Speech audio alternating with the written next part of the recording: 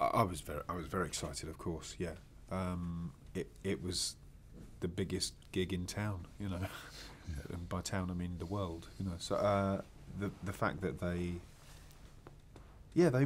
made a real they made no secret of the fact they really wanted me to do it, which was very gratifying. It was very gratifying, and they were always supportive in the whole process leading up to it. They were, you know, they let me know all the way through that they wanted me to do it, which is a huge vote of confidence, which I was very grateful for. And I really wanted to do it, and the fact that it eventually it looked like for a period it looked like I might not be able to do it. So when I got here in January 11, I was raring to go. I was delighted, obviously. I mean, I think it was very interesting, sort of, because I was a huge fan of the Rings films, and you hear all of the stories that came out of the process of the filming, and the way that the characters were developed and the care that was taken from the filmmakers to make those characters come to life and shine in that way. And knowing that you're coming to join that family was really exciting, and we really were made to feel like part of the family. And you know, working alongside characters and actors from the Rings films was amazing. And actually seeing it for the first time yesterday, when you first set eyes on Frodo and old Bilbo, and then the connection when you come onto the screen, I wanted to applaud. I just think it was amazing. Really, it's nicely done, beautiful. Isn't it? Yeah, really beautifully done.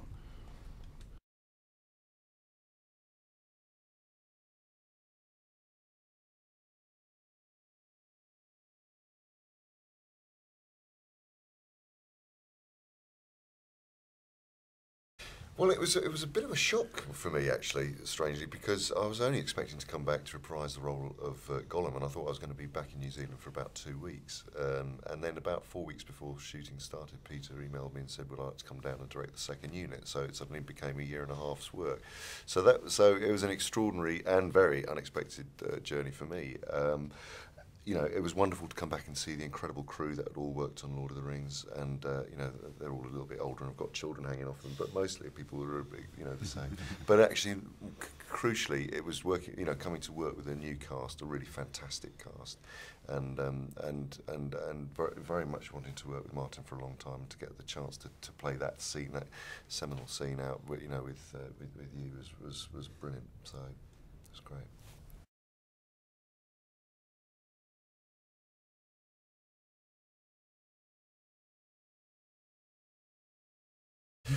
Well, Gollum is a very conflicted.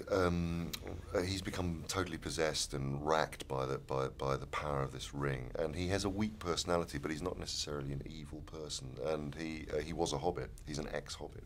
He spent 540 years being completely madly kind of obsessed by this, addicted to this ring and its power and love, and it's the only thing he ever cares about.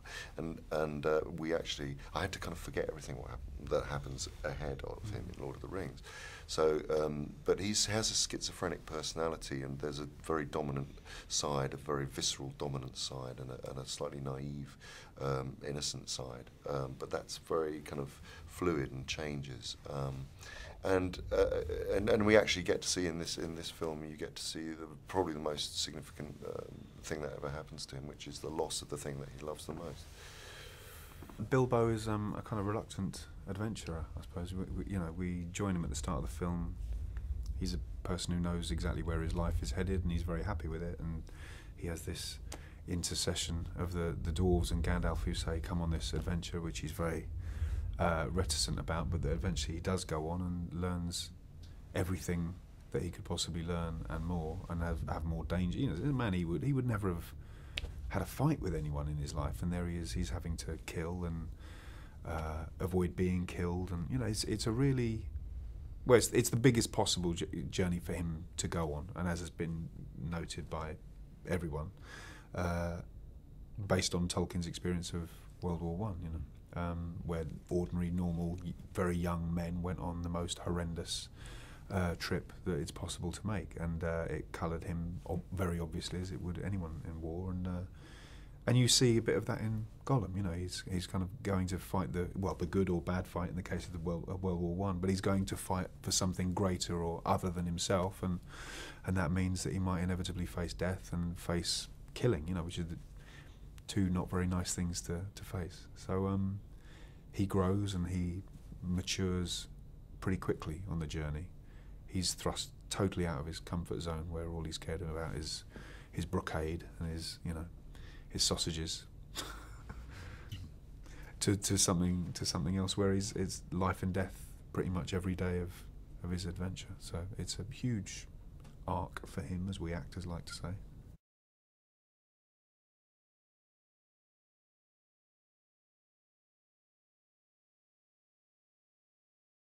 Totally, yeah, totally, yeah. He sees the Took side of him, not the Baggins side of him.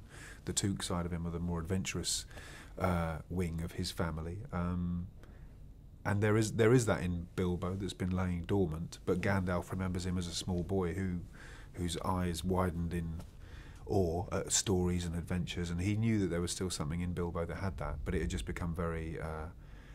it had died in Bilbo, but then Gandalf resurrected it. Well, actually, I need to correct you, because the one thing that Gandalf sees in you is your smell, because that's crucial to the quest. Is that the hobbits smell different to dwarves, and the dragon won't recognise the smell of hobbit, but he hasn't told you that. Yeah, right.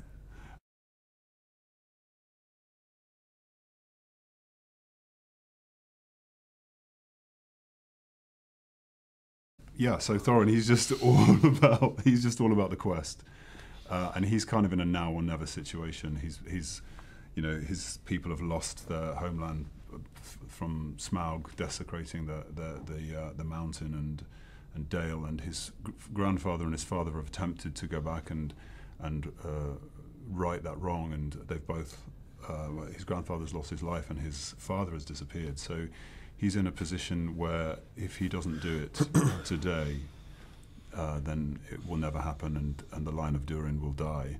So he kind of enters the story with this great burden on his shoulders, and is persuaded by Gandalf to go and check out this hobbit, because Gandalf has a strategy that he thinks will enable the quest to succeed, and Thorin is very sceptical of it. And it kind of shapes their relationship as you go along the road.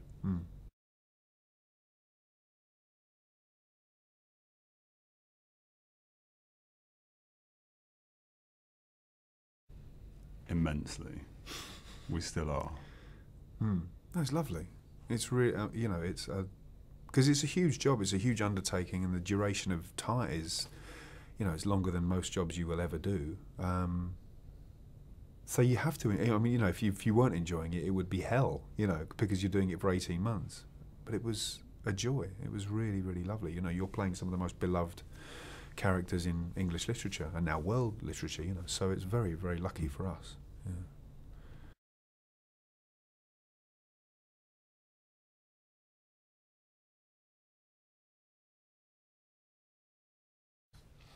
Well, the process as such is sort of neither here nor there in a way. It's not about the technology. The technology is the least sort of important thing in a way. It's about finding the character in exactly the same way that we actors play our roles. It's all about finding an emotional backbone to the character, as an inner life, physicality. There's no difference in the way of approaching a performance captured role to a conventional live action role. So the technologies, I don't really think about the technology.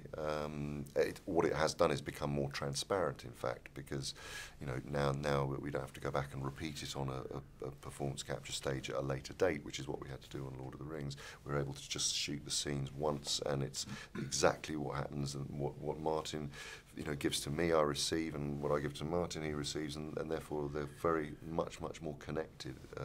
The CG performance is much more connected in that sense.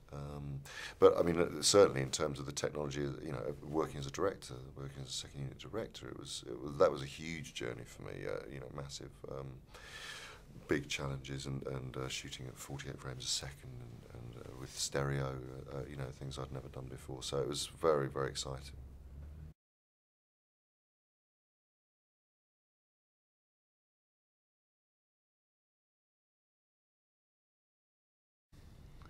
I found him incredibly succinct, actually, and somebody that didn't really obsess over the technology in our world. So he was very much about character and story, and was very gentle with that, and gave us space to play and experiment, and made it feel very intimate on set. So I felt that really helped me to develop a character.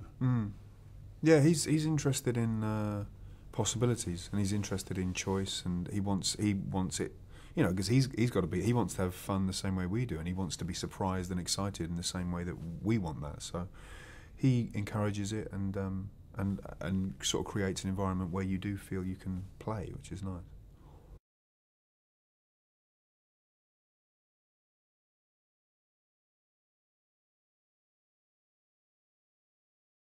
I do. I mean, you know, that's, I think, partly why Peter asked me to come down and direct the second unit was because I'd been through, been involved in the Middle-earth universe before, because I kind of feel like I understand his sensibility as a filmmaker and how he supports performance with camera. And, we had a very, wonderful kind of working relationship.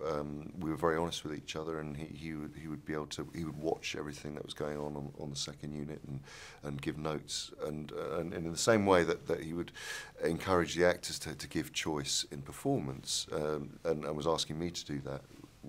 He was asking me to do that as a director, and he gave a great note to me once when we first started, which was every single take. You can don't just try and copy it exactly. Always try and improve every single take in some way. Find something different and new in each take, every take you do. And the way that we all worked was and a modus operandi that we had with Pete was rolling resets, where very quickly the actors reset and go straight into the scene again. I mean, it's a fantastically liberating way of working, because you can take chances without a sort of anxiety building up to a take.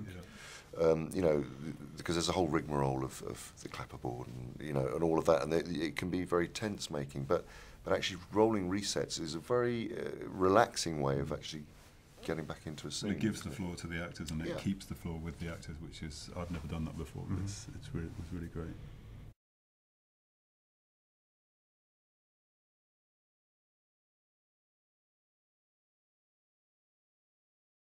It's awful.